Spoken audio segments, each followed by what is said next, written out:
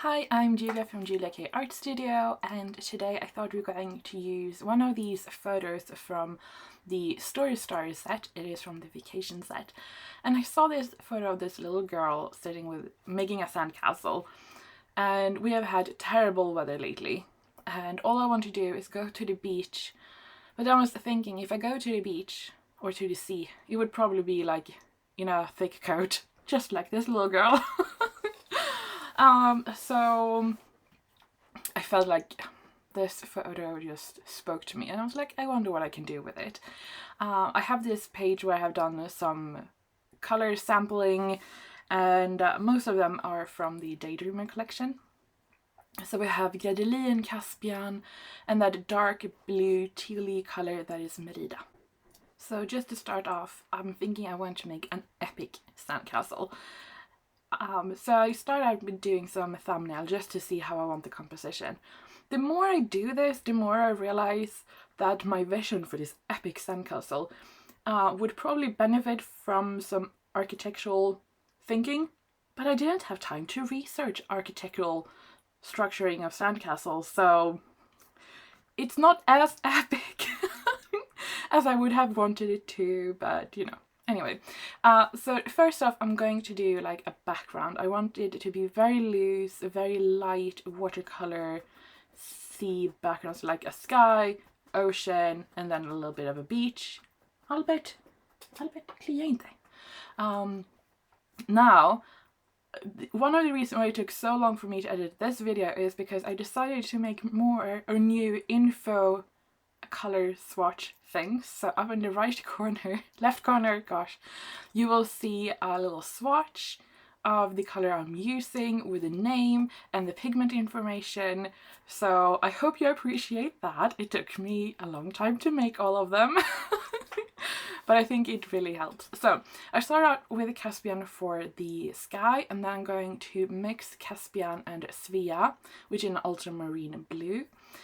Caspian is a phthalo blue and green together, so more like a turquoise color. And I'm using these because I want there to be similarities between the sky and the sea, but I still want there to be like an obvious difference. Like the sky is lighter, the sea is deeper in color, so I'm adding in Ulle, which is a synthetic indigo color, and one of my favorites. And this video was recorded before I reorganized my palette, so I have all of my paints in like I don't know how many different palettes. So that's why I have so many scattered about here. But yeah, so for the sky I'm trying to be very, very light. I'm adding did some cloud effects, and then for the sea I'm trying to get a little bit of that sort of wave structure. I suppose the sea is actually lacking in structure because it's water, and I'm not at all good at skies or sea or landscape, whatever. I try to learn, but I find it very, very hard to know like how to convey it convincingly. So, but you know, you will never get better if you don't try. So I'm using a dry flat brush to sort of lift up a little bit here to get some highlights in the ocean part. And I'm going to add the sand, and I'm going to use Agnes. I have used Agnes so much lately. One of the things I love about Agnes is that it is a very strong color because you have that gold glitter in it, and it is like, it's not technically glitter because the particles are too small, but compared to everything else it's glitter, and it's very powerful on its own, but if you dilute it with water, it's amazing to use as an underpainting. And it's anyway.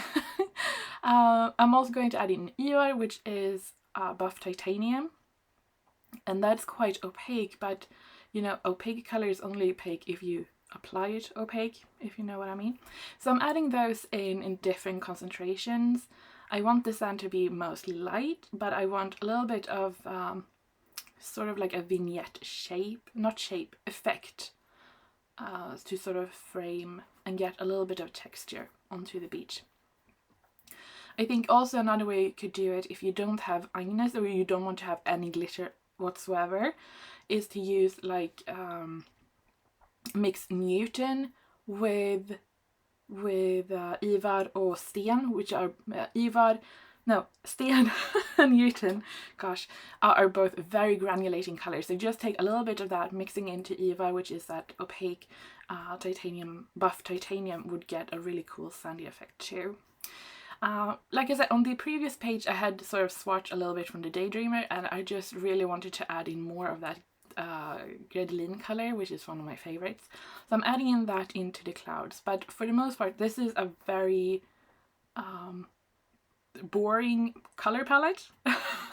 It's blue and brown, you know, the sand and the beach. So we're going to start off with my epic sandcastle here. I'm going to do that on a scratch piece of paper. This is a really cheap 200 GSM watercolor paper. I keep those in big stacks. They come in like 100 sheet, and I use them a lot for my shop work.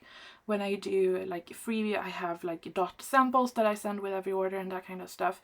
I cut them out on the silhouette in the shape as you see up here with the color information, and instead of the swatch, I put on a paint dot so you can try it out.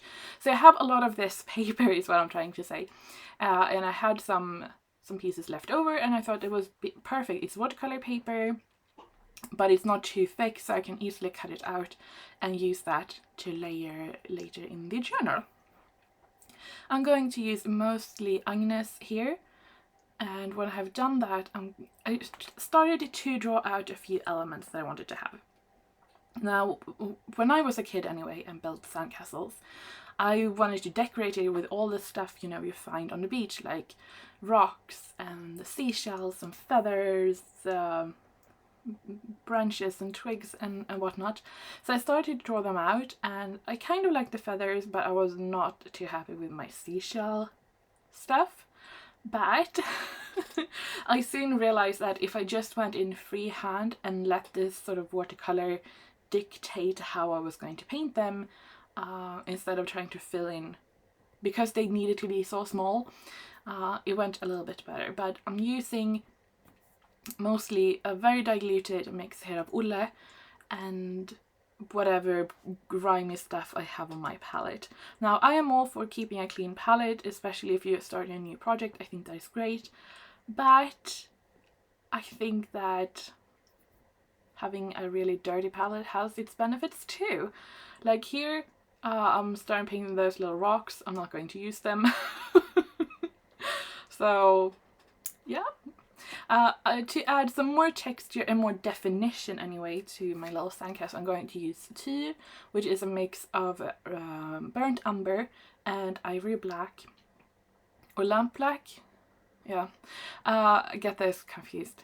So I try to, I really want to make this one as sepia as I possibly could, like a really dark, rich brown. And I'm using that to just add in like the definitions, like when you're carving out the windows, you're carving out the doors, adding some shadows, and just like defining my little sandcastle, just to make it easier for whoever is looking to sort of see right away. I don't need it to be precise. I don't need it to be like, oh, it's a perfect castle. Not that. It just like, it makes it easier to see like what you are looking at. And I just have to say that I know that using glitter or shimmery paints is a little bit like not purist kind of thinking in watercolor, but when I see it here, because I think Agnes really shows here, like it's diluted quite a lot, but you can still see the glitter, and it just looks like sand. It granulates because of the different properties of the pigments. You have that sort of sparkle that sand has because, you know, it's faceted, and I just really like it. And I did a painting, I flipped through it really quickly in the beginning. It was a picture of two cows standing in a field. It's my uncle's cows that I just took quick photos, and I was like, I need to paint them. And I used Agnes as an underpainting for that, and I just really loved that sort of tanned toned nuance that I could get with that really, really subtle glitter, because Agnes is is a paint where it's not as much gold in relation to each other.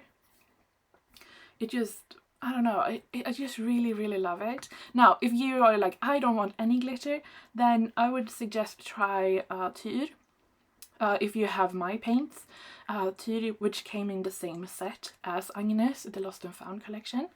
I think that could be really nice too. Or if you have any sort of a brown, raw umber, burnt umber, I think that is something that I've been testing out more and more to actually do like underpainting, which is more traditionally done in acrylic and oil work, where you do like a red wash over your canvas before you start painting, or a blue, depending on how you want the light to be. In watercolor, we're so used to that you are going from that white paper because we are working from light and then to dark. But I still think you can get a really cool effect with some underpainting. I mean, you can use masking fluid first, do the underpainting, remove the masking fluid, and then start painting, you know. I just feel like the effects that I've been getting, I just really like it. So, yeah. So, to come back to the seashell, the sort of embellishment parts that I want to do, I abandoned my previous thing about drawing them out and then color them. I was like, they look not good. So I went to Pinterest. I looked up some illustrated seashell. There was like a whole lot of vintage illustrated things. And I just looked at them and sort of tried to draw them as best as, or paint them as best as I could. So I just went in freehand with my brush. And I just used whatever stuff I had on my palette, really. And that's the technical term, that is palette dirt. No, but I think that works really well here. And here I was also very, I tried to leave a lot of white. I am one that has been very, like, you know, overworking, trying to get all the details, and, you know, that I need to paint everything. And I really want to be more loose. I want to be able to sort of like, you know, step away, like leave that white, leave it, leave it, leave it. And it is really hard. But I really try, and I love the results when I'm able to do it and it looks good. I feel like it looks a lot lighter and more airy, and that is what attracts me to watercolor. But it is something that I have a really hard time doing and also controlling. So, you know, we grow and evolve and all of those kind of fancy words. So that's what I'm going to do here. Just trying to do the best that I can, and I'm later going to cut all of these pieces out.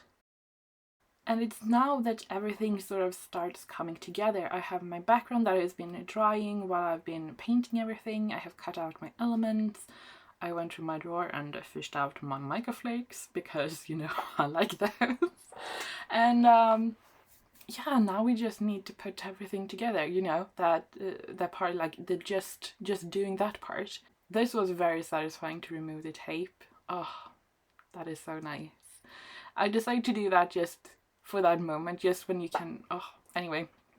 So I have my castle here, and I felt like it needs to sort of stand out a little bit.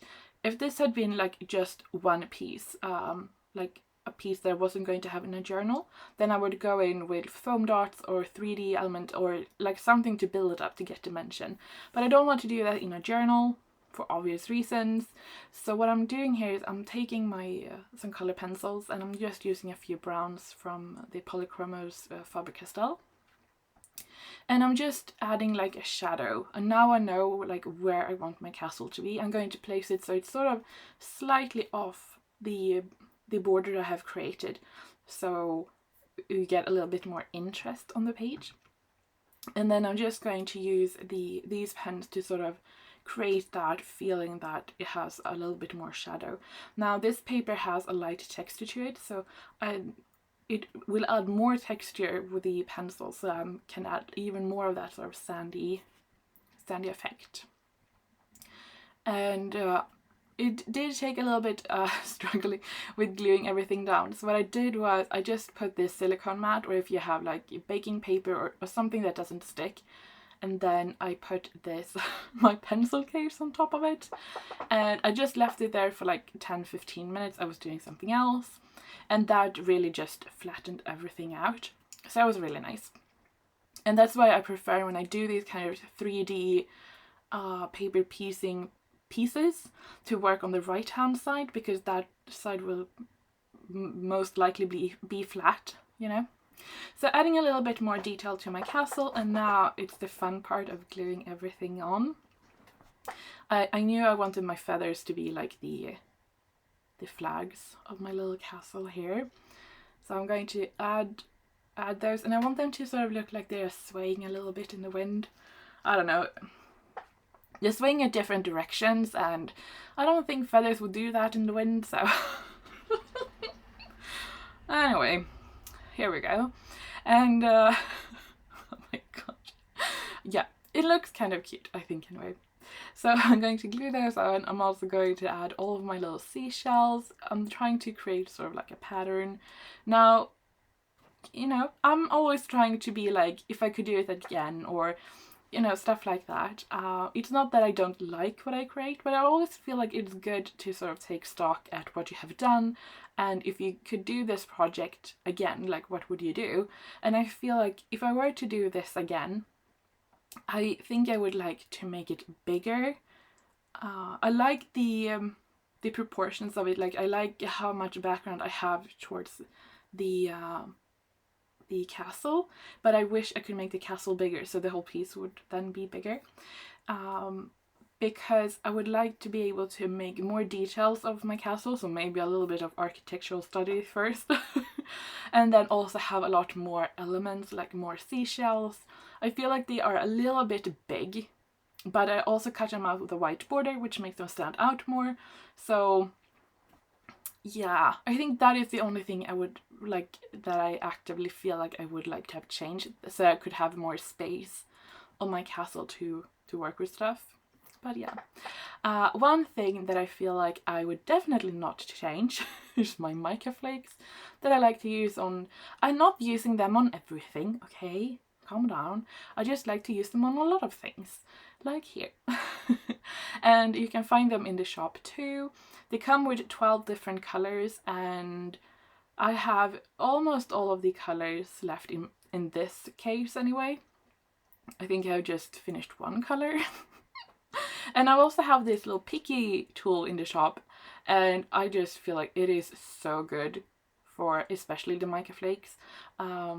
Also, if you do like small fiddly things like diamond painting or just little tiny things. So that black thing, it is a wax thing. So it sticks, but it doesn't hold it left. So as soon as it comes in contact with the glue, it just, you know, it's so good. And that the other pointy thing, it's so good for pointing, and I don't know, I really like it. And I use it quite a lot. So I would recommend it if you feel like you need a pointy thing. So I don't know how to sell in a pointy thing. I just feel like it's a good pointy thing. So, or placing thing. Placing pointy thing. Yeah. So I'm going to add in, I decided to go with just one color. I went with number 9, just to keep it like cohesive throughout the piece. I felt like that color was the right fit. I'm adding in a little bit more detail on my seashells here, just to make them stand out a little bit more.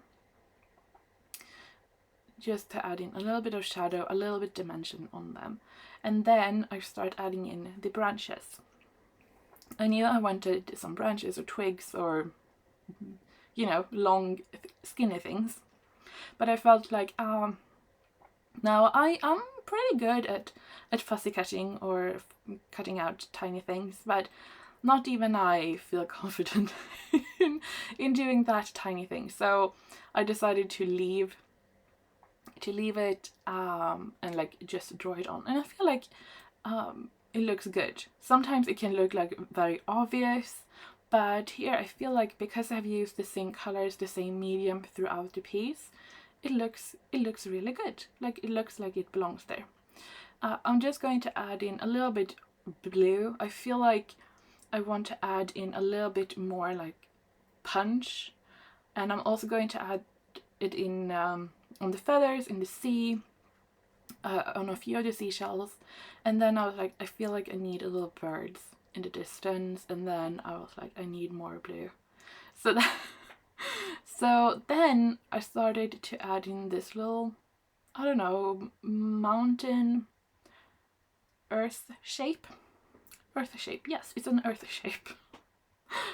Just in the distance, and because I'm using that blue, it looks like it is fairly off in the distance. So I really like that. Now I start to feel like it's coming together. Let's sort of finish this off. And I'm bringing out my Derwent white. Derwent drawing. Chinese white, I don't know. And that was a bad thing. Especially when it goes up here in the clouds.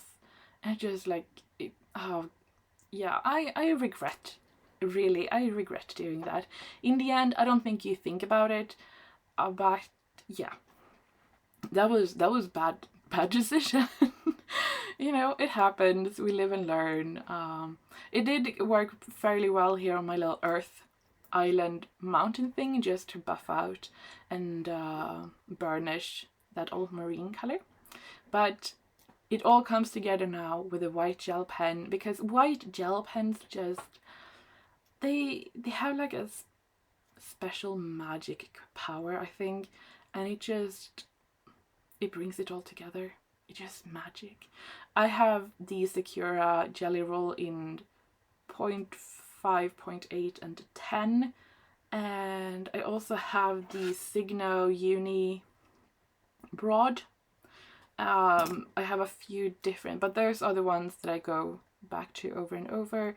I know that they are a little bit like, some people are like purely Sigma and some Signo, sorry, and some are very like only jelly roll. I would say that I think they're both good, and that you just need to remember that they are a roller ball tip, and you need to make sure that the ink can roll through the ball. And because it is pigment, it can dry and sort of dry up on the ball.